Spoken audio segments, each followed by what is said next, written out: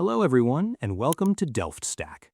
If your Minecraft world is suddenly filled with purple and black checkerboard blocks, your custom resource packs are completely scrambled, or distant blocks are rapidly flickering, your game engine is failing to load its visual assets. I will show you exactly how to clear the corrupted cache and fix your textures right now. Let's get started.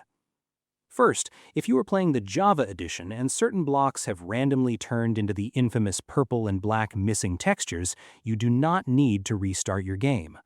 While standing safely in your world, hold down the F3 key and press the T key on your keyboard at the exact same time.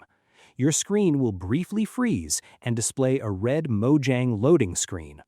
This forcefully tells the game engine to instantly dump the visual cache and cleanly reload every single texture file.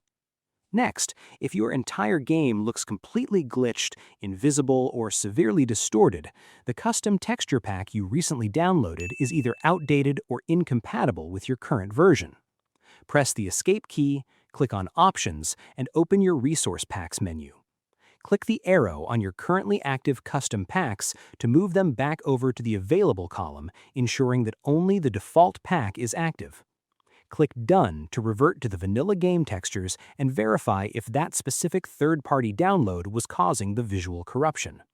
Finally, if you are playing the Bedrock Edition on PC or console and all your Marketplace add-on textures are permanently scrambled, your local download cache is deeply corrupted.